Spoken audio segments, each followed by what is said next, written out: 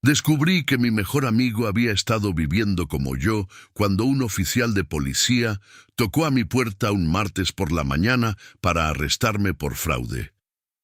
Yo no había hecho nada malo, o al menos eso creía.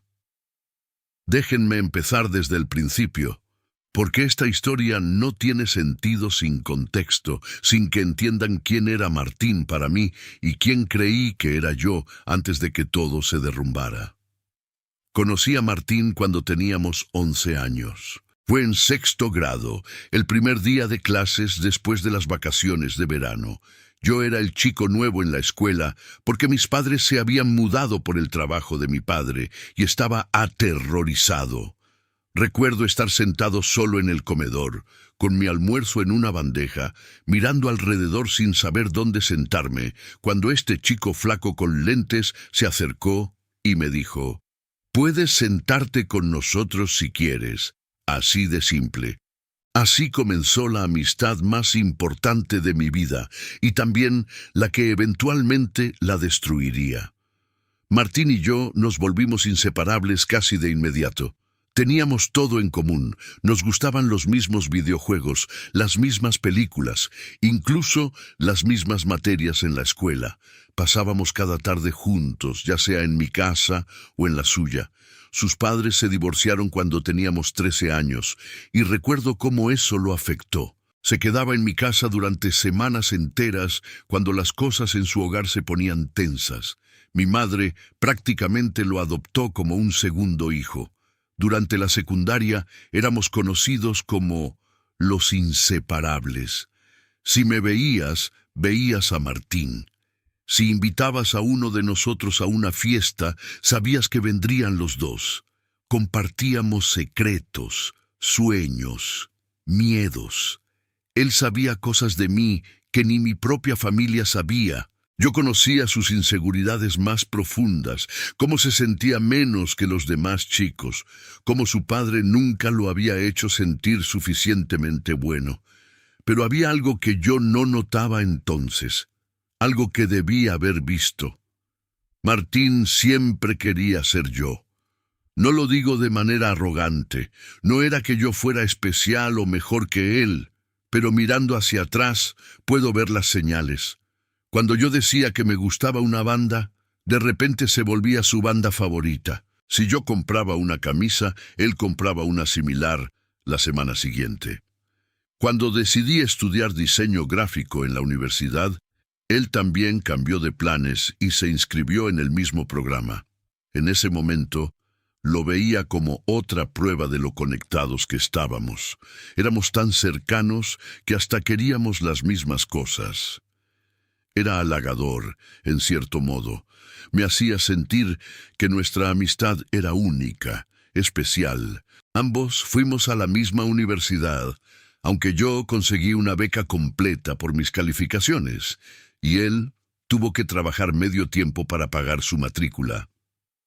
Compartimos un apartamento pequeño durante los 4 años de carrera. Fueron años buenos, o al menos así los recuerdo ahora, aunque probablemente esté teñido por la nostalgia y el dolor de lo que vino después. Durante la universidad, yo era más extrovertido que Martín. Hacía más amigos, salía más, tenía novias ocasionales. Martín era más reservado, pasaba más tiempo solo o conmigo. A veces me decía que yo tenía suerte, que las cosas me salían fáciles. Yo siempre lo rechazaba, le decía que él era igual de capaz, igual de inteligente, y lo era. Martín era brillante, mucho más inteligente que yo en muchas áreas, pero había algo en él, una inseguridad que lo carcomía, que lo hacía sentir siempre en segundo lugar. Después de graduarnos, ambos conseguimos trabajos en la misma ciudad. Yo entré en una agencia de publicidad pequeña, pero prometedora. Martín trabajaba en una empresa de diseño web. Nos veíamos menos, pero seguíamos siendo mejores amigos.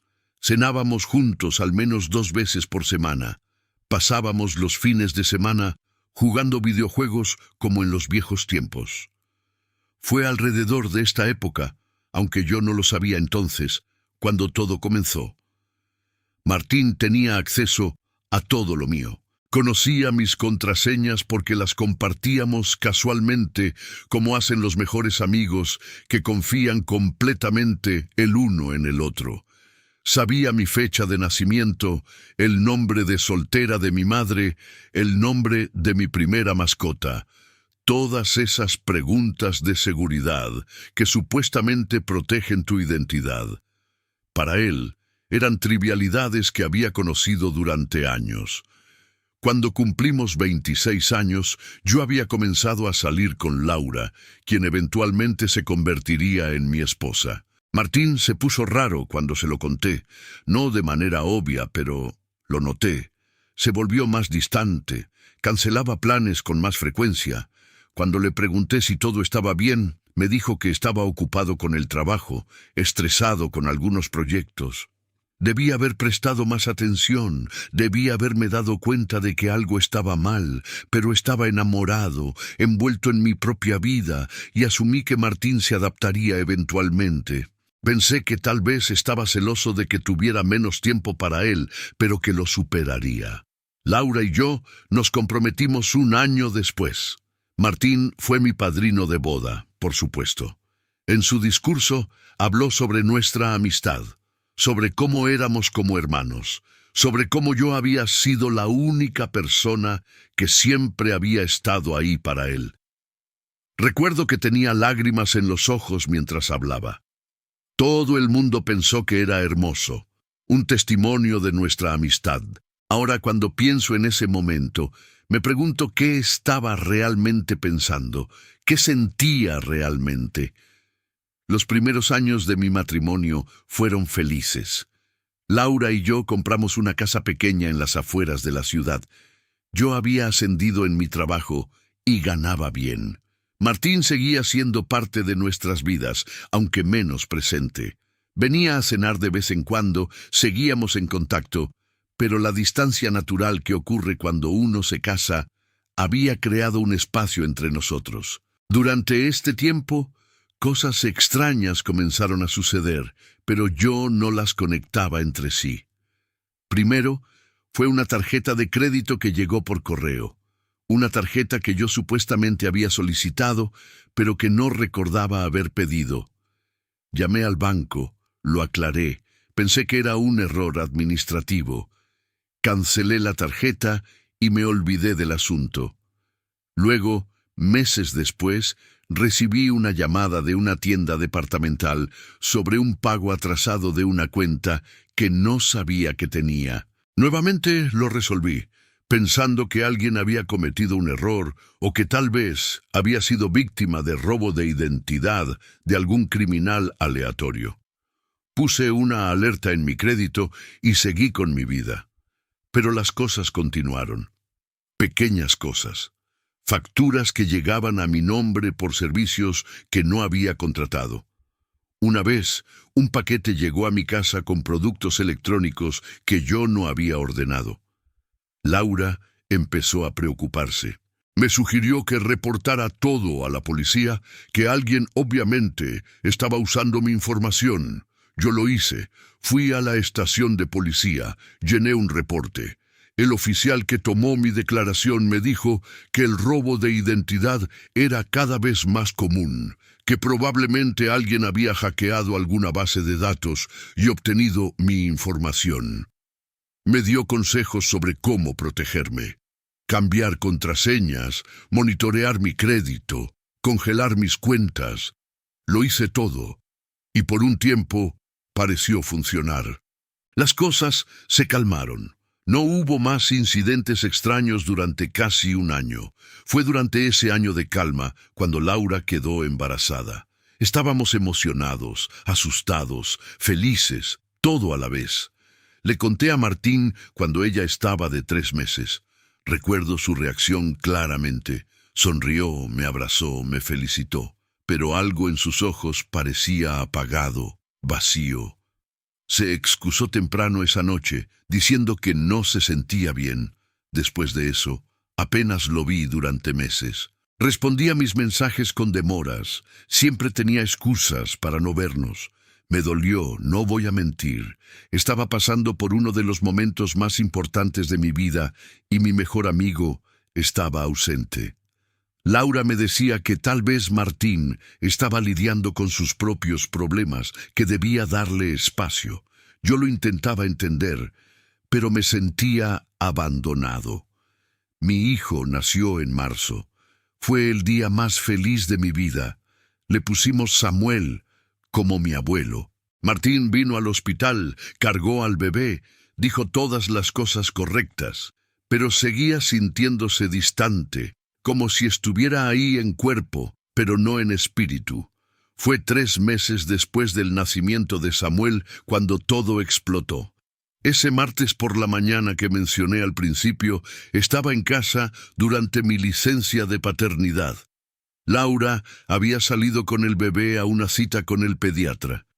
Yo estaba en pijama, bebiendo café, cuando escuché el timbre. Abrí la puerta esperando tal vez un paquete, y me encontré con 2 oficiales de policía. «¿Sebastián Rivas?», preguntó uno de ellos. «Sí, soy yo», respondí confundido. «Necesitamos que venga con nosotros. Tiene una orden de arresto por fraude y robo de identidad». Mi cerebro simplemente no podía procesarlo. «Tiene que haber un error», dije. «Yo no he hecho nada». Pero ellos no estaban ahí para escuchar explicaciones. Me esposaron en la puerta de mi propia casa. Gracias a Dios que Laura no estaba ahí para verlo. Me llevaron a la estación, me tomaron las huellas, me metieron en una celda. Las siguientes horas fueron una pesadilla surrealista. Un detective finalmente vino a hablar conmigo. Me mostró evidencia, solicitudes de crédito bajo mi nombre, compras fraudulentas, incluso una cuenta bancaria que supuestamente yo había abierto y usado para estafar a varias personas. Había documentos con mi firma, aunque yo sabía que no los había firmado. Había transacciones desde direcciones IP que no reconocía. Yo no hice nada de esto, seguía diciendo. Alguien está usando mi identidad. El detective me miraba con escepticismo. «Señor Rivas, la evidencia es bastante clara. Tenemos registros que muestran que estas actividades han estado ocurriendo durante más de 3 años. Me está diciendo que no notó nada en todo este tiempo». Les hablé de los incidentes que había reportado antes, de cómo había intentado protegerme, pero parecía que eso solo me hacía ver más sospechoso, como si estuviera tratando de crear una coartada. Llamé a Laura en pánico. Ella inmediatamente contactó a un abogado. Pasé la noche en la cárcel, la peor noche de mi vida, pensando en mi esposa y mi hijo bebé, preguntándome cómo había terminado ahí. Mi abogado, un hombre mayor llamado Ricardo, llegó a la mañana siguiente. Era bueno en su trabajo, calmado y metódico.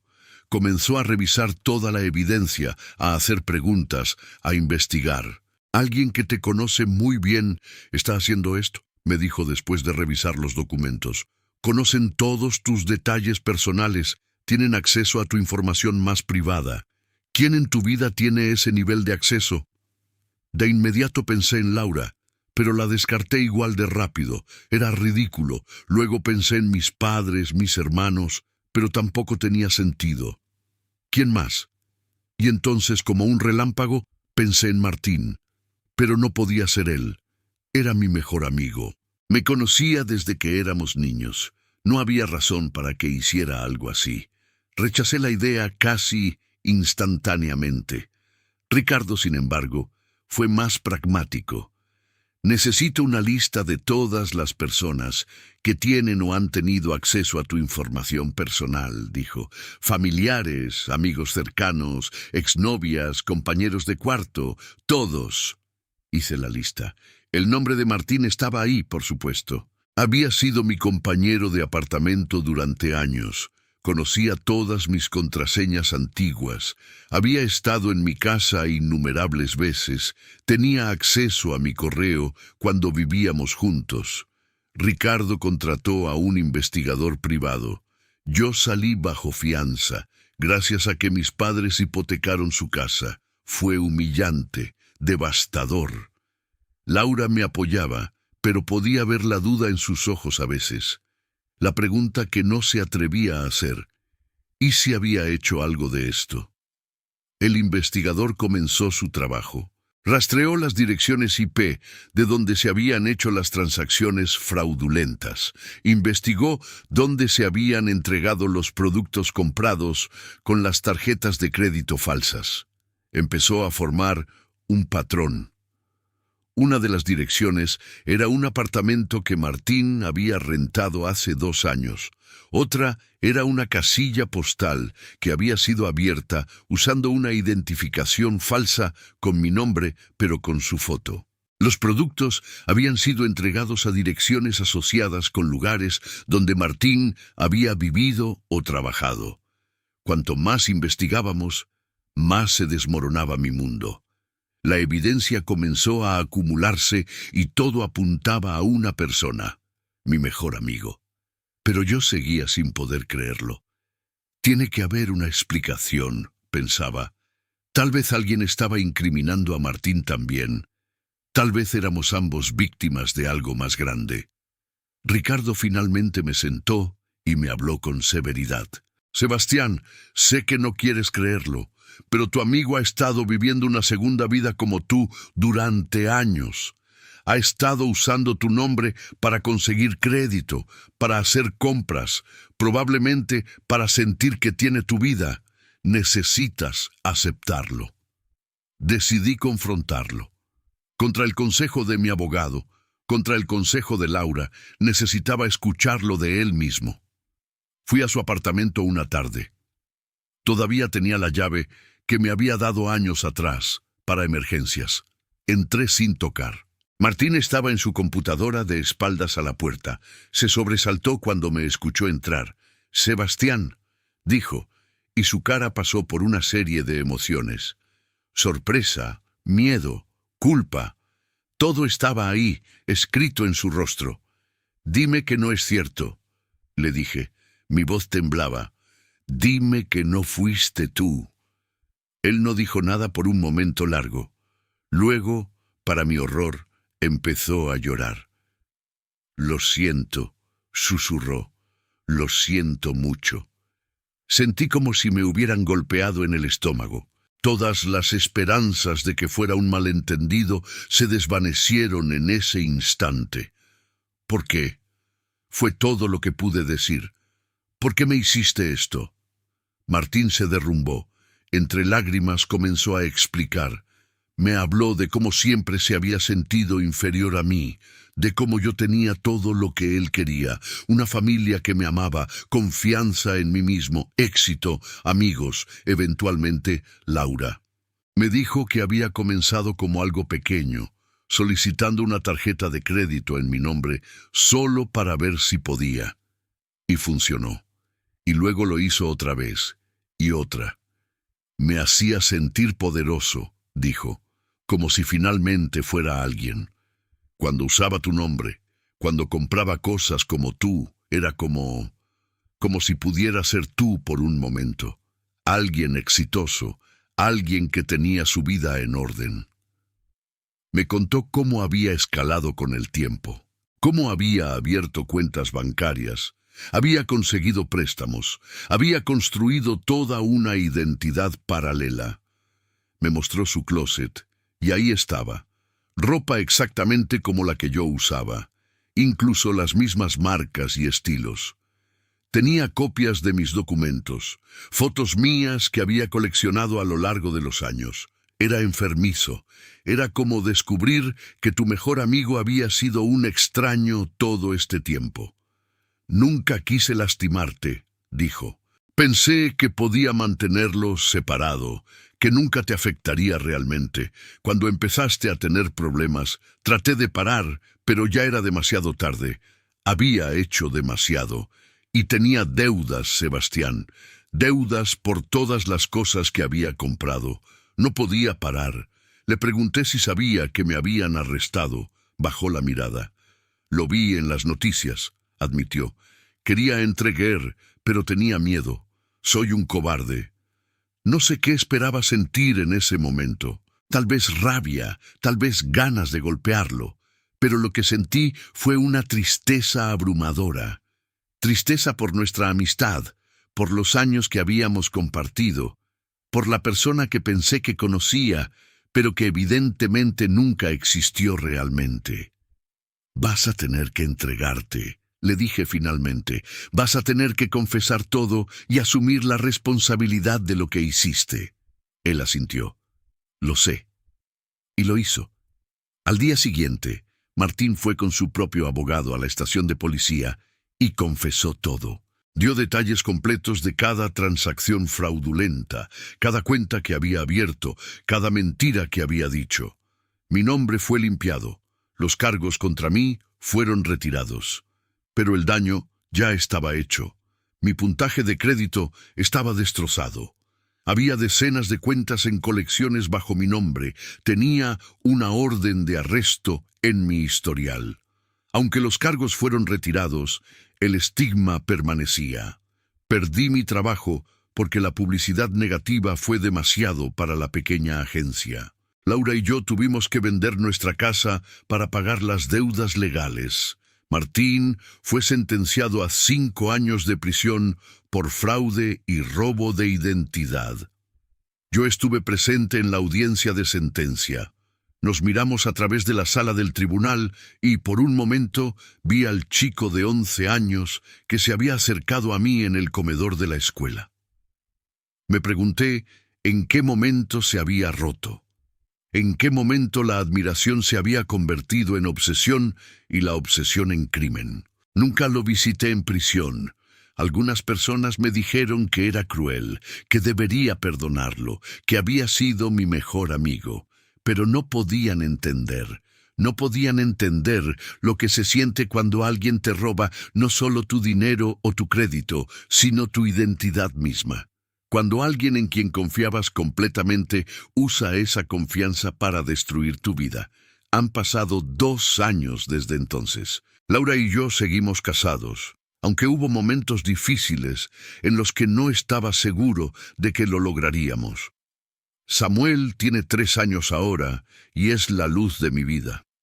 No sabe nada de todo esto, y espero que nunca tenga que saberlo. He reconstruido mi crédito lentamente. Conseguí un nuevo trabajo, aunque en una posición menor de la que tenía. Hemos alquilado un apartamento más pequeño mientras ahorramos para comprar otra casa algún día.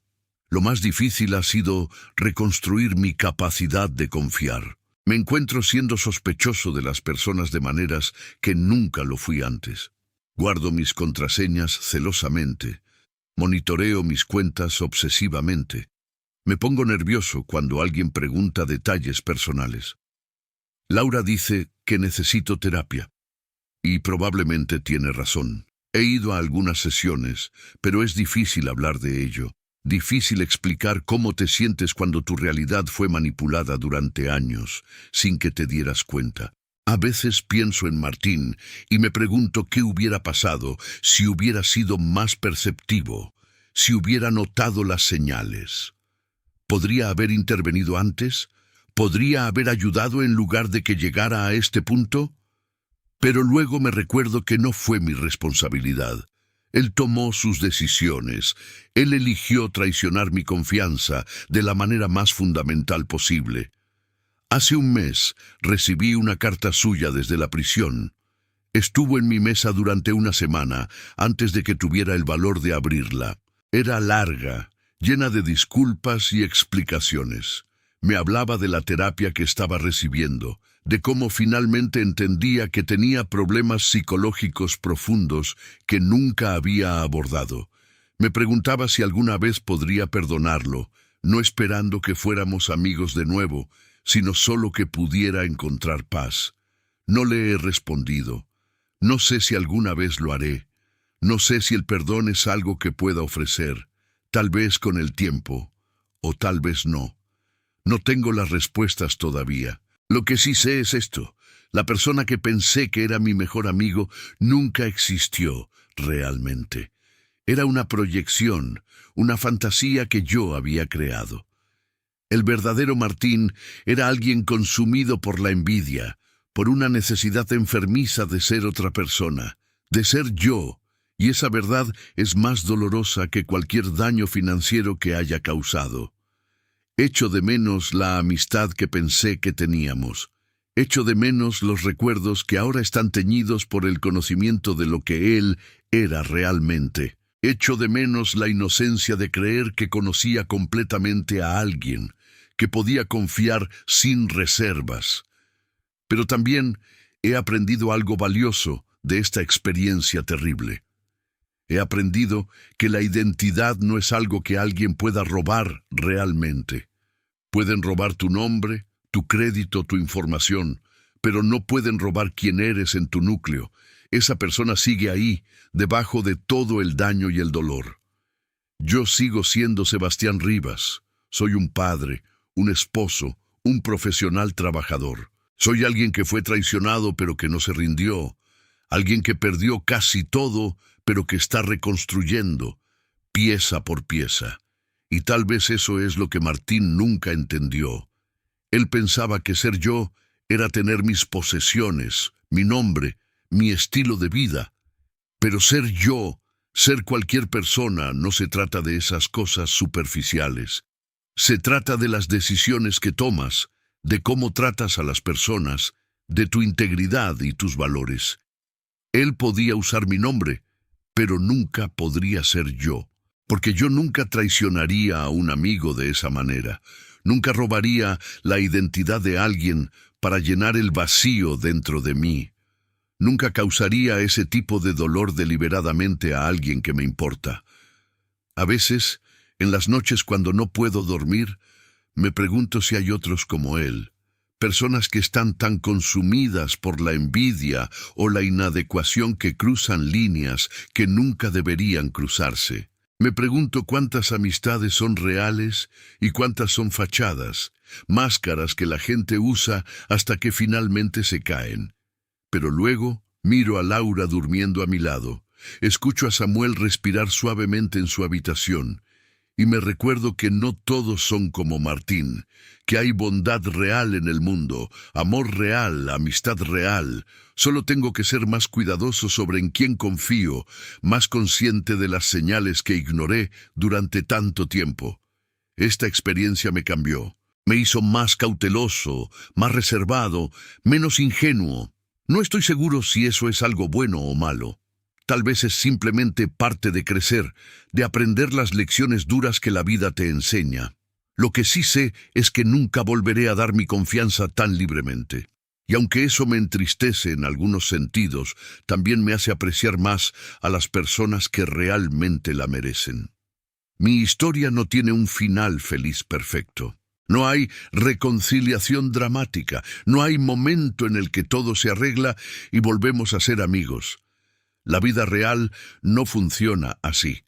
Algunas traiciones son demasiado profundas, algunos daños demasiado permanentes, pero hay supervivencia, hay resiliencia, hay la satisfacción pequeña pero significativa de levantarte cada día y seguir adelante a pesar de todo. Y quizás algún día habrá perdón.